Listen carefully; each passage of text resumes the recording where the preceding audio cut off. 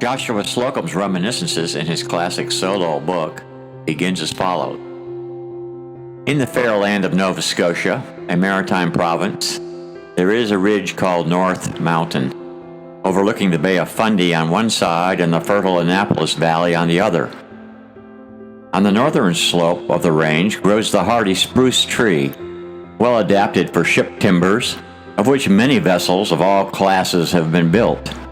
The people of this coast, hardy, robust, and strong, are disposed to compete in the world's commerce, and it is nothing against the master mariner if the birthplace mentioned on his certificate be Nova Scotia.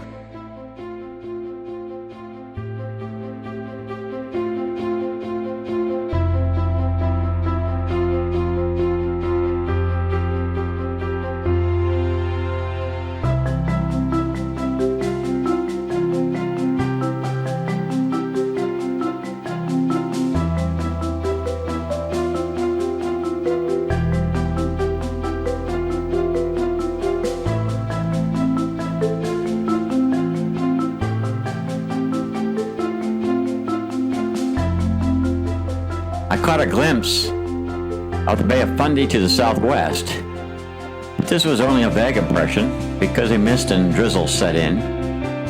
Surely the valley below beckons the discontented and lonely.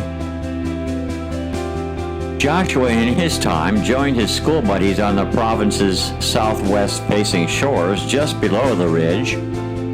He reportedly constructed a raft that was tough enough not to drown him in the sloshy, foaming, restless bay. Under a darkening sky, I approached Hanley School, Josh's 19th century base of education, however limited that schooling. Before finding the schoolhouse, I passed a meadow and a unique, skinny church that bore a familiar name, almost a Mennonite name, called Mosier's Corner Community Church. This brief encounter seemed to preordain a marker on my larger journey ahead.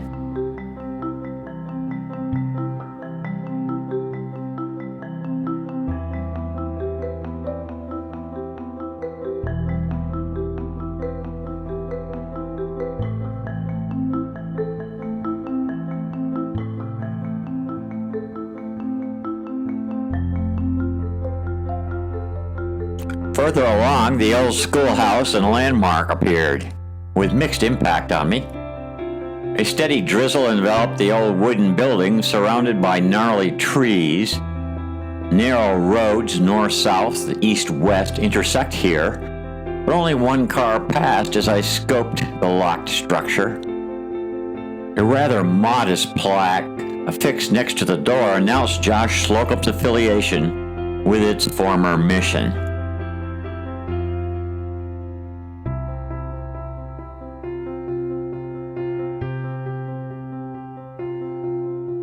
Josh was born in February, not far from the school, near the port of St. George and Cottage Cove on Fundy.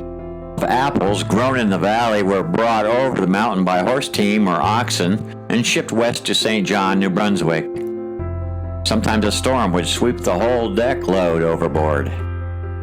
Cordwoods piled high near Caton Sand Beach was carried in small dories to larger vessels offshore and shipped still further west to Maine. A good deal of shipbuilding was also done at Port George.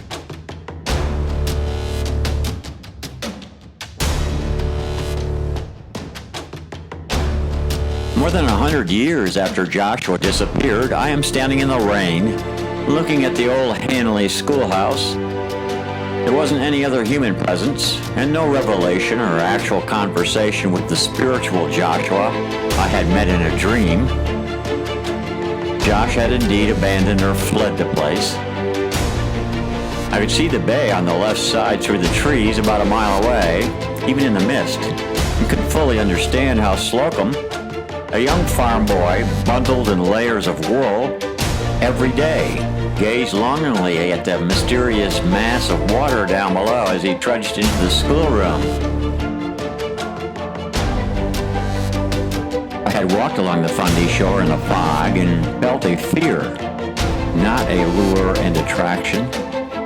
A deep and abiding loneliness hovered only yards offshore.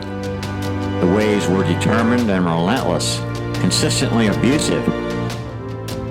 How could one man on a small boat, without even the ability to swim, endure this kind of threat? The beautiful and dangerous siren call of the endless sea.